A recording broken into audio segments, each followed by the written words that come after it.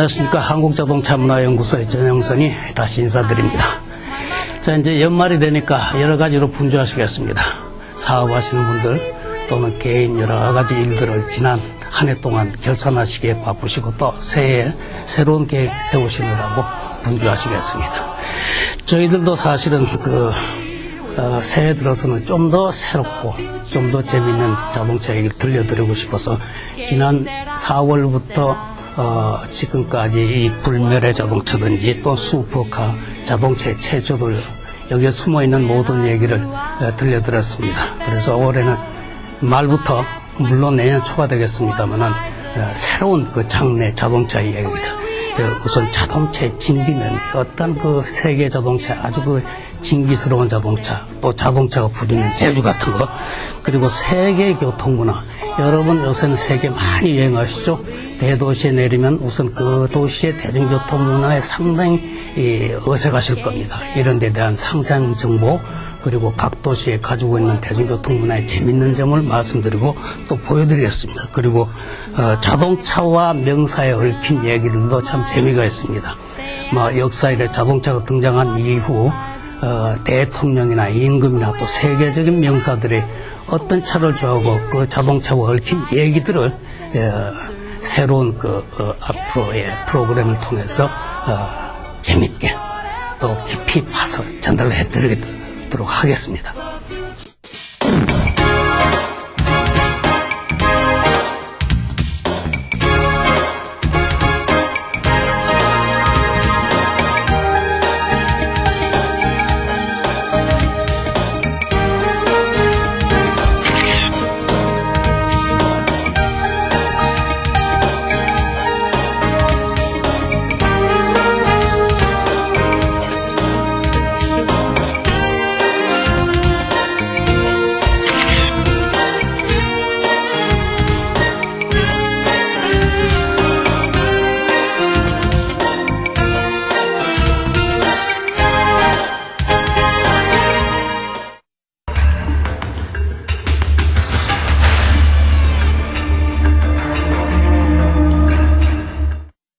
우리는 이 자동차를 타고 다니면서 특히 젊은 분들은 이 자동차의 일률적인 그 스타일 때문에 조금 식상할 때가 있을 겁니다. 물론 세계에서 자동차 종류는 많이 나오고 있습니다만 예를 들어서 국한적으로 볼 때 소나타나 또는 무소 또는 세피아 같은 자동차를 메이커들이 만들면 몇만 대를 만들게 될 때 1호부터 끝에 나오는 차까지 디자인은 똑같습니다. 그래서 20세기 후반 들어와서 이 실증나는 디자인을 어떻게 개인의 기호에 맞는 하나의 창작품을 만들어낼까 해서 미국에서 젊은 사람들이 유행하는 것이 바로 자동차의 진기명기입니다. 간단히 말씀드리면 이 세상에 없는 나만의 자동차를 내 예술적인 감각을 접목시켜서 단 하나의 차로 만들어서 세계의 이목을 끌고 또는 명차로 만드는 그런 진기명기입니다. 비거나 우리나라에도 요새 튜닝이라는 말이 많이 부각이 되죠. 특히 젊은 분들이 자기에 맞는 자동차를 메이커로부터 사와서 자동차 조금 색다르게 하는데 차체 전체를 뜯어 고칠 수는 없고요. 이거는 법에 위배가 되니까 우선 그 엔진의 파워를 높인다. 터보 같은 걸 달아서 그리고 또 자동차는 고속을 낼수록 공기 저항이 적입니다. 이 공기 저항을 적게 받기 위해서 앞에 담퍼라는 것을 치마처럼 이렇게 둘러주죠. 플라스틱을 만들고 또 달리면 이 차가 뜨기 때문에 이 부양 성질을 갖다가 낮춰주기 위해서 뒤에 윙을 단다. 또 옆에 스카트를 달아서 공기 저항을 줄여준다. 이게 바로 튜닝입니다. 이게 바로 제가 말씀드리려는 오늘의 아트카의 시초로 보시면 됩니다. 미국에는 지금 아트카 굉장히 유행을 하고 있습니다. 그게 조금 전에 말씀드린 대로 자기의 창작성을 갖다가 이래 평범한 자동차의 원 모양을 완전히 개조해가지고 쉽게 말씀드리자면 엔진하고 뼈대, 트랜스미션, 차체만 쓰고 그 위에 차체 바디는 자기 취향대로 만들어내는 겁니다. 즉 지금 미국에서 가장 그 규모가 크고 연례 행사로 벌어지는 게 텍사스의 휴스턴이라는 도시. 아마 가신 분도 계실 거예요. 여기는 매년 5월마다 미 전국 아트카 페스티벌이 열리고 있습니다. 이 아트카 페스티벌은 이 미국의 전국 아트카 동호회가 주관이 돼가지고 열려지고 있는데요. 1986년부터 시작을 해가지고 지금은 상당한 미국의 인기 이벤트로 성장을 해서 전국에 굉장히 취미를 끌고 있습니다. 이 아트카는 쉽게 말씀드리면 퍼니카로도 얘기를 할 수 있습니다. 참 그 신기한 차다. 어떤 차는 괴물 비슷한 차도 있고, 어떤 차는 참 예쁘장 차도 있고, 어떤 차는 참 희한하게 생겼다 하는 이런 차.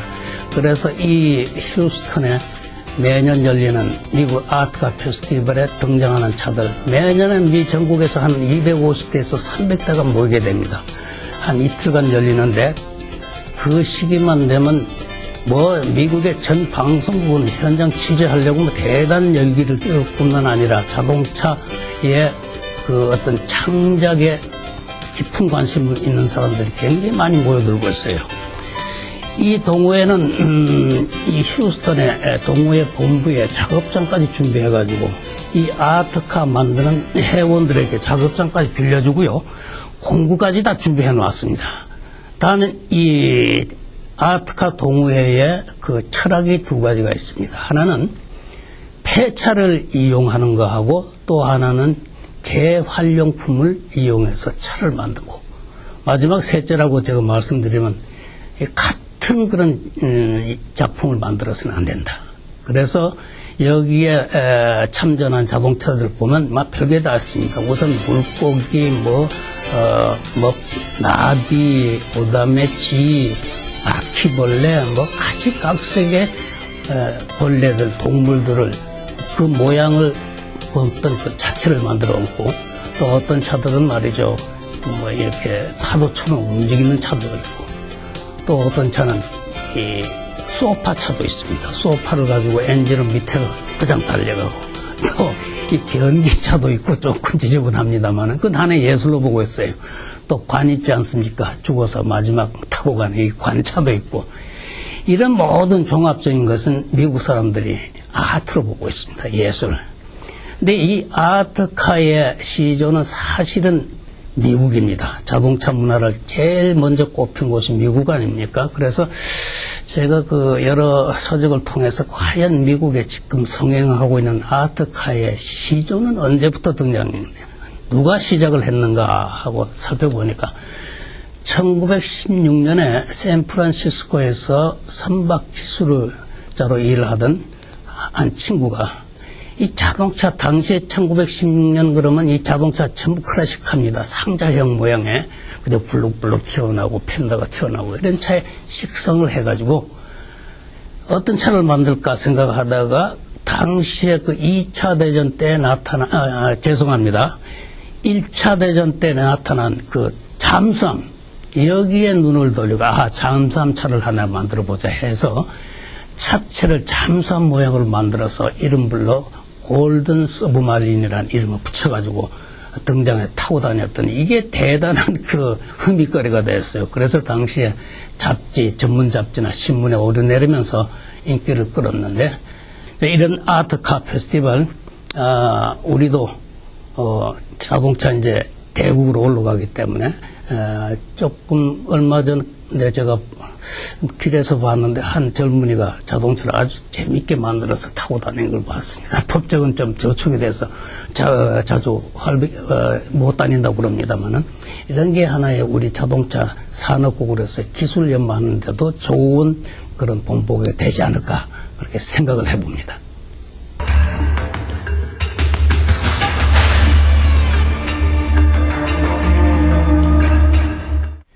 여러분 세계에 참 모두들 여행하고 싶으시죠? 휴가 때면 1년 동안 돈 모았다가 친구들하고 또는 가족하고 세계 여행 많이 하십니다. 그래서 오늘은 조금 자동차도 관련이 있습니다만 자동차를 떠나서 너무나 아름다운 도시 이탈리아의 베네치아, 이 베네치아는 우리가 초등학교 배울 때는 베니스로 배웠죠. 물의 도시 너무 유명합니다. 베니스, 베네치아 하니까 우선 떠올리는 게 곤돌라 아닙니까? 곤돌라에다가 오 솔레미오 하는 노래. 이 베니스, 즉 베네치아는 이탈리아 북동부 아드리아만에 있는 하나의 섬 비슷한 도시입니다. 이 도시는 170개의 운하와 118개의 작은 섬 그리고 480여 개의 다리로 구성된 그런 물의 도시입니다. 그래서 이 도시에는 자동차가 다닐 수 없는 도시로도 유명합니다. 바로 길이 운하고 또 바다이기 때문에 자동차 들어갔다는 빠지죠. 단지 길이라는 것은 건물과 건물 사이에 오솔길, 골목이죠. 사람 한 사람 다닐 수 있는 정도의 길밖에 없습니다. 그래서 여러분이 이 베네치아 가시려면 베로나까지 들어가서 기차로 가서 베로나에서 베네치아 중앙역까지만 기차가 연결되어 있어요. 나머지는 이 자동차도 못 들어갑니다. 이 베네치아에 제가 한 가지 생각이 나는 게 자동차 관련해서 여러분 택시 너무 우리 생활에 있죠. 급하면 돈을 내고 타는 나의 자가용 아닙니까? 이 택시의 어원이 이 베네치아에서 등장을 했다는 전설이 있습니다. 바로 딱시라는 얘기인데 잠깐 제가 그 옛날 얘기를 좀 해드리고 넘어가겠습니다. 16세기경 어느 여름 저녁 아주 이슥한 밤에 이 베네치아의 어떤 집 앞에 문이 열리면서 건장한 남자가 여인을 손에 안고 팔에 안고 나와서 바다를 향해서 운하를 향해서 딱시 하고 외쳤다고 그럽니다. 굉장히 참 급한 듯이 외치자 조금 있으니까 지나가던 곤돌라가 달려와서 이 병든 여인을 안고 바로 병원에 가서 살려냈다는 얘기입니다. 이 딱시라는 말이 바로 16세기경에 이 베네치아의 방언이라고 그럽니다. 급하다는 뜻이 있다고 그래서요. 그래서 그 후에 이 곤돌라도 딱시 그러면 급하게 달려간 그런 전설이 있습니다. 이 전설이 아니고 이게 하나의 전해오는 얘기니까 믿을 수도 있을 겁니다. 이런 베네치아가 이 교통을 보면 조금 전에 말씀드린 대로 도로가 없으니까 모든 대중교통은 배입니다. 우선 대중교통으로는 바다버스, 수상버스, 그 다음에 수상택시 이게 교통교육이 주역이고요. 그 다음에 곤돌라는 이거 관광용으로 사용을 하고 있습니다. 근데 이 베네치아에 들어가서 수상버스를 타시려면 그 교통카드가 있어요. 베네치아 버스 카드라고 그래가지고 이걸 사시면 편리합니다. 이 베네치아는 수상버스 노선이 15노선이 있어요. 근데 이 베네치아 수상버스 카드를 사는데 3일짜리가 있고 7일짜리 있고 한 달짜리가 있다고 그럽니다. 전부 할인이 되는데 한 20% 30%까지 요거를 하나 사시면 15개 노선 바꿔 탈 때마다 표를 안 주고도 다 그 기간 내에 얼마든 탈 수 있습니다. 그 대신 택시는 못합니다. 택시가 굉장히 비쌉니다. 택시 한번 타는데 우리나라 돈으로 한 8만 원 정도 줘야 하고 또 이 곤돌라는 완전히 관광용이기 때문에 이거 곤돌라 혼자 타라고 생각하지 마십시오. 여러분 같이 가시면 친구하고 나누어서 돈을 나누어 내시고 타시면 좋습니다. 한 번 타시는데 한 20만 원 든다고 그럽니다. 자, 이 베네치아는 이렇게 해서 모든 교통기관에 배이다 보니까 물론 경찰차, 소방차, 응급차, 병원차, 청소차까지 전부 배로 이용하고 있습니다. 그리고 이 운하에 그 콘돌라 수상 택시가 다니다 보니까 이게 자연히 사고도 나기 쉽습니다. 그래서 여느 도로처럼 이 수상길 그러니까 바닷길 운하에도 교통표지가 있고 신호등까지 있습니다. 그리고 주유소도 있고요. 그리고 신호등 꼭 지켜야 되고요.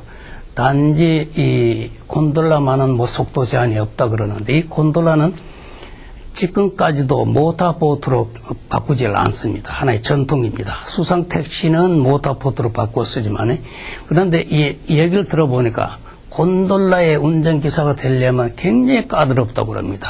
여러분 런던 택시 기사가 되려면 참 어렵다고 그러는데, 역시 곤돌라 택시 기사 되는 데는 우선 그 운하와 모든 지뢰를 완벽히 터득을 하고, 그 다음에 베네치아에 가가오고 번지, 그 다음에 유명한 것을 전부 알고, 배를 또 운전하면서 부딪히지 않게 잘 운전하고, 이렇게 모든 기술을 숙달하는데 많이 걸리면 10년 만에 곤돌라 기사의 자격증을 딴 사람도 있다고 합니다.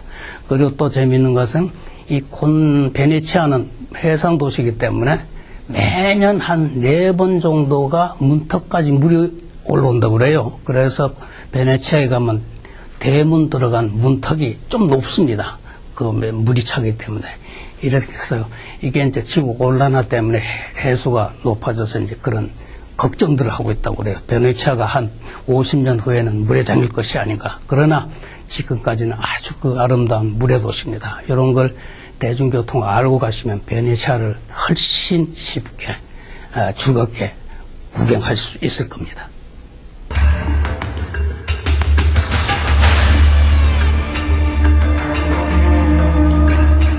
국내외적으로 유명한 인사, 특히 세계의 왕이나 또는 대통령, 또 세계적인 VIP들은 어떤 차를 탈까, 어떻게 자동차 생활을 할까 아마 참 흥미롭게 생각하시는 분도 많을 겁니다. 그래서 이번에는 자동차와 명사들 얘기해서, 여러분 너무나 잘 아시는, 요새 지금 한참 하늘 높이 뜨고 있는 포뮬라 1 그랑프리의 7관왕 미하엘 슈마허에 대한 얘기를 좀 해볼까 합니다.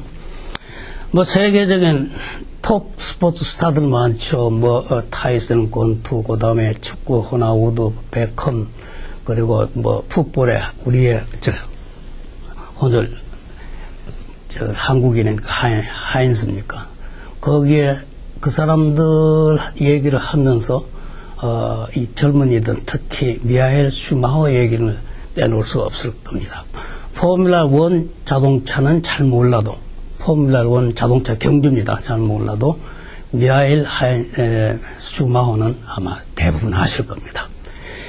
이 7관왕 그랬는데 포뮬라 1부터 조금 간단히 설명을 해드리고 가겠습니다. 이 포뮬라 1은 세계 3대 자동차 경기 중에서 가장 우등갑니다. 정상을 달리고 있는 경기인데, 1906년부터 1950년까지 유럽에서 주로 그랑프리라는, 대상이라는 뜻의 그랑프리로 이름을 날리면서 자동차 경주를 쭉 역사를 이어오던 그런 경주입니다. 그런데 1950년에 이 그랑프리를 갖다가 좀 현대화시켜가지고 룰을 만들고 자동차의 규격, 드라이버의 자격증 전부 제한해가지고 이 포뮬라 1이라는 그랑프리로 바꿨습니다. 그 이후에 1950년부터 오늘까지 이 포뮬라 1은 지금 세계 매년 19개의 시즌 경기를 열고 있습니다. 세계를 돌면서 우리나라도 얼마 전에 들으니까 아마 한 2년 후에는 저 해람 F1이 올라온다, 유치하기 위해서 서킷을 지금 구상 중에 있다고 그러는데, 이 포뮬라 1은 간단히 성격이 이렇습니다. 이 서킷 스피드 경기인데 850마력 이상의 엔진을 가지고 시속 350km를 넘나들면서 최고의 빠른 속도로 서킷을 돕니다. 서킷의 일주 길이가 짧으면 2.5km, 길면 한 4km 가는 게 있는데, 여기서 가장 자동차 사고를 내지 않고 가장 빠른, 그러니까 운전자도 다치지 않고 가장 빠른 경기를 하는 게 바로 포뮬라 1인데, 지금 제가 알기는 한 40억 고정인구가 시청을 하고 있을 만큼 하나의 국제적인 큰 산업으로 도약을 했습니다.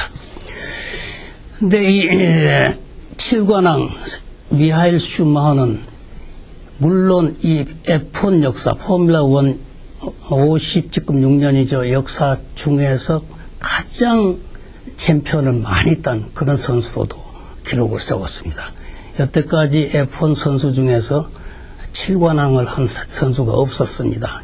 기껏해야 5관왕 선수가 서너 명 있었습니다만, 그리고 이 미하엘 슈마허는 또 돈을 그렇게 많이 벌었어요. 버는 선수도 유명합니다. 뭐 베컴, 호나우드, 뭐 타이슨도 돈을 많이 버는 스타 중에 들어갑니다만은 최근에 와서는 연간 8천만 달러씩 벌어들인답니다. 그러니까 독일 출신으로서 독일의 달러 박사인 셈이죠. 이 연봉이 한 3, 4천만 달러 되고 그 외에 CF 너무 유명하니까 이 상업적으로 그 모델을 써주면서 받는 돈이 그게 보통 돈이 아닙니다. 그래서 8천만 달러. 뭐 자가용 제트기까지 타고 다니면서 이 시즌 저 시즌 게임을 다 드나드는데 이 미하엘 슈마허는 그만큼 돈을 벌면서 또 쓸 줄 아는 사람입니다. 세계의 빈곤층에다 기부를 하는 재해를 만난 2005년에 동남아의 쓰나미가 휩쓸어 갔지 않습니까? 이때에 슈마허가 거금 1천만 달러를 개척을 해서 구했다. 이 해에 세계의 그 재벌이란 제일 갑부라는 빌 게이츠도 300만 달러밖에 기부를 하지 못했다고 그럽니다. 근데 이제 미하엘 슈마허는 역시 그만큼 돈을 많으면서도 그 돈을 헛프게 쓰지 않고 한번 이런 에피소드가 있습니다. 자기의 7살, 9살 난 그 아들, 딸이 있는데 주당 2불 정도밖에 안 준다고 그래요. 그 돈의 가치를 알라는 거죠. 또 미하엘 슈마허는 그 현재 유네스코 대사로 일을 하면서 특히 그 빈곤국의 결식아동을 위해서 이렇게 좋은 일을 하는 슈마허입니다. 이 슈마허는 어떻게 출세를 하냐 궁금하실 겁니다. 슈마허는 독일 라인 강변에 있는 작은 도시의 한 음식점을 경영하는 집안에서 탄생을 했습니다. 근데 음식점을 경영하지만 너무 가난해가지고 그의 아버지가 투잡을 했는데 그 하나가 바로 음식점 외에 시간만 나면 카트라는 그 조그만 꼬마차 경기차 있지 않습니까? 이것을 수리해주고 또는 잔디깎기 엔진을 갖다가 카트도 만들어주고 이렇게 하면서 두 가지 직업을 운영하면서 집안을 운영을 했던 겁니다. 근데 슈마허가 탄생하고 나서 4살 때부터 이 카트의 핸들을 잡으면서 굉장히 빠져들었다고 그래요. 그래서 5살 때는 아버지가 잔디깎기 엔진을 가지고 카트를 만들어 주었는데 이것을 매일 타고 다니면서 동네에서 열리는 카트 때마다 우승을 하면서 7살 돼서 아버지가 인정을 한 겁니다. 아하, 내 아들은 저 레이스로 출세를 시켜야 되겠다 해서 아버지는 음식점까지 접고요. 슈마허의 매니저가 됩니다. 그리고 어머니는 그 카트 경기장의 핫도그 판매원으로 직업을 바꾸면서 이 슈마허를 출세를 시키기 위해서 모든 정성을 바칩니다. 그 15살 때 슈마허 아버지는 이 유소년 카트 경기에 정식으로 데뷔를 시킵니다. 그러자 데뷔하는 해부터 유럽 전역의 그 카트 경기 때마다 모든 그 승리를 휩습니다. 이렇게 해서 성장하면서 포뮬라 1 선수가 되려면 포뮬라 3, 포뮬라 3000 이렇게 계단을 거쳐야 됩니다. 이 계단을 인정을 받으면서 이 전문 매니저가 이제 스카우트 해가지고 드디어 22년 1991년입니다. 22세 때에 대망의 포뮬라 1 선수로 데뷔를 합니다. 91년에 데뷔한 이후 올해 2006년입니다. 2006년에 은퇴할 때까지 16년간 246경기에 출전해가지고 90승을 합니다. 아까 7관왕이라는 얘기는 이렇습니다. 매년 19게임의 포뮬라 1 그랑프리 경기가 열리는데 그 19경기에서 최고 득점을 한 사람이 연말에 가서 종합점수에서 합해서 최고의 역시 점수를 얻으면 그 해에 시즌 챔피언이 됩니다. 이 시즌 챔피언을 7번이나 했다는 게 슈마허의 7관왕이고 이제 90승은 자기가 이 19개의 포뮬라 1 경기를 한 선수가 다 출전을 할 수가 없으니 힘이 듭니다. 그래서 이 슈마우는 1991년 데뷔 이후에 2006년 은퇴 때까지 246 리그를 출전하면서 거기서 90승을 하게 한 겁니다. 매 게임마다 역시 우승을 한 거죠. 이렇게 해서 슈마우는 38세 올해 2006년에 자기가 정상에 있을 때 은퇴를 하겠다고 선언을 했습니다. 지금 은퇴를 했을 겁니다. 그래서 F1 세계 3대 정상 경기 중에서 가장 권위가 있는 포뮬라1 경기에 7관왕 황제 슈마우를 소개해드렸습니다. 여러분 슈마우 같은 포뮬라1 레이서가 우리나라에서도 나오시길 바랍니다.